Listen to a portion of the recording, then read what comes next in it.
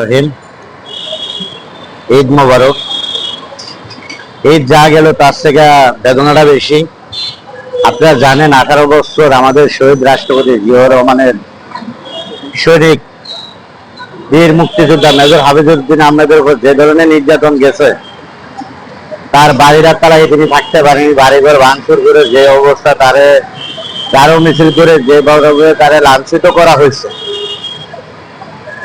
এই শোক সইতে না পেরে তার পরিবার যে ধরনের অসুস্থ পড়ছে, অসুস্থতা পড়ার ক্ষমতা আসা পরে দেয়া, সে এক হিসাবে স্টেপের মতো করে ঈদের পরে তিনি পৃথিবী ছেড়ে চলে গেছে।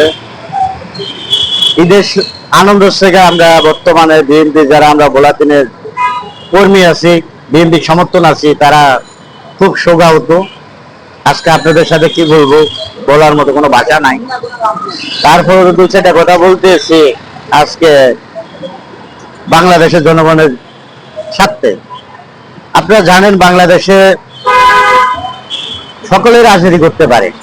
আজকে আওয়ামী লীগ বলেন, বিএনপি বলেন, জামাত বলেন, এনসিপি বলেন, আর জাতীয় পার্টি বলেন, জাতীয় বেঈমান বলেন, ফিরে বলেন, মানুষ সব দলে করতে পারে।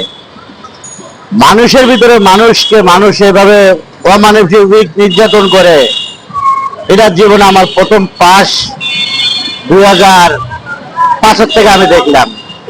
যেরকম আমরা বাংলাদেশে পরিবহন শ্রমিক, আমাদের উপরে যে ধরনের লোক যে হামলা করছে, আমাদের বাংলাদেশের ঢাকা সিটিতে কোনো একটা গাড়ি গ্লাস থাকেনি, সেভাবে মানুষ মেরে মানুষের লাশের উপর উঠতে লাফাইছে। নির্বাচনের পরে মেধাবী মা বেগম খালেদা জিয়ার বাড়ির থেকে বাইর করছে, তার বাড়িঘর ভাঙ্গা শুরু করছে। আমাদের মদুদ সাহেব তার বাড়ির থেকে বাইর করার পরে তিনি পৃথিবী ছেড়ে চলে গেছে। এখন বর্তমানে আমাদের সবচেয়ে প্রিয় নেতা বর্তমান স্পিকার মেজর হাফিজউদ্দিন আহমেদ তার ধর্ম নিয়ে আমাদেরকে ছেড়ে পৃথিবী ছেড়ে চলে গেছে। এই শোক সবার মতো এখন আর আমাদের ও ধরনের মন মানসিকতা নাই। এখন আমরা নির্যাতন সহ্য করতে করতে করতে করতে মানুষ পাথর হয়ে যায়। আমরা বর্তমানে পাথরের মতো আমরা কিন্তু বর্তমানে চলাফেরা করতেছি। কারণ আপনারা জানেন, যারা বাংলাদেশের স্বাধীনতার পক্ষের শক্তি বলছে, তারা বাংলাদেশে তার স্বৈরাচারের পক্ষের শক্তি। কারণ মুক্তিযুদ্ধ কাকে বলে? মুক্তিযুদ্ধ বলছে বাংলাদেশে সাধারণ জনগণের জন্য দেশ স্বাধীন করা হয়েছে। পাকিস্তানিরা নাকি বলে আমাদের সাধারণ জনগণের প্রতি রোলার চালাইছে। আমাদের জনগণের টাকা এই দেশ থেকে চীনে, ভারতে নেওয়া, পাকিস্তানে নেওয়ার কারণে আমাদের বাংলাদেশে ভাষা আন্দোলন থেকে একটা রূপ নিছে মুক্তিযোদ্ধা। যেরকম আজকে আমেরিকা আয়াতুল্লাহ খামেনির মায়েরা যেরকম দেশটা তারা দখলে নেওয়ার চেষ্টা করছে, ওরা যেরকম প্রতিরোধ করে তুলছে, আমরা সেরকম বাঙালিরা 1971 সালে পাকিস্তানের বিরুদ্ধে একই ধরনের প্রতিরোধ করে তুলে আজকে আমাদের বাংলাদেশের পাকিস্তান হানাদার বাহিনীর থেকে দেশটা মুক্ত করছে।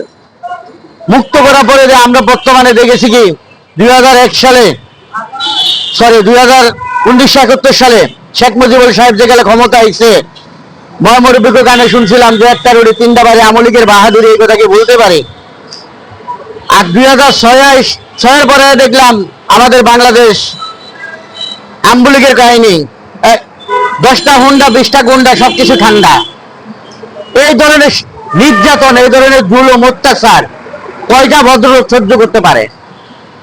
তাই তো আমার আজকে বাংলাদেশের জনগণের কাছে একটা প্রশ্ন, আর কতদিন চলতে থাকবে এই ধরনের, কতদিন চলতে থাকবে এই ধরনের নির্যাতন, জুলুম, নির্যাতন, অত্যাচার? বাংলাদেশের জনগণ কি মানুষ না?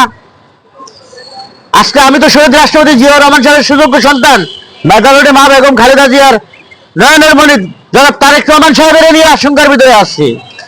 কারণ সে যে ধরনের চলাফেরা করতেছে, যে ধরনের মানুষের কাছে যাইতেছে, যেভাবে মানুষের সাথে মিলেমিশে রাষ্ট্রটা চালাইতে চাইতেছে, তার উপর জানিস কোন সময় শহীদ রাষ্ট্রপতি জিয়াউর রহমানের মতো হামলা চলে আসছে।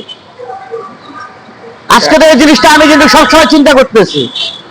এখন আপনি মনে করতেছেন যে বর্তমান প্রধানমন্ত্রীর উপরে যে কোনো সময় হামলা আসতে পারে, এই আশঙ্কার কি কারণ?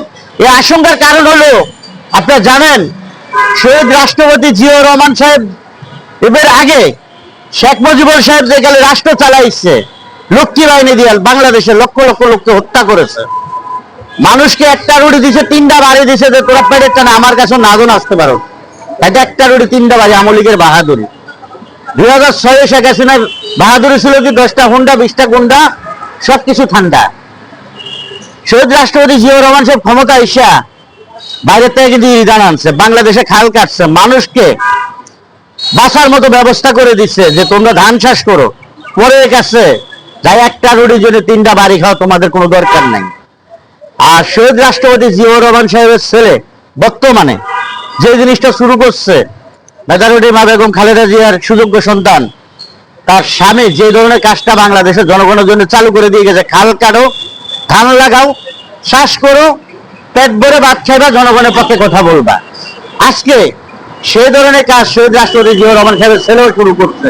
তাই তো আমার প্রতি একটাই আশঙ্কা যে কোন সময় জানি শহীদ রাষ্ট্রপতি জিয়াউর রহমানের মতো তার উপরে কিন্তু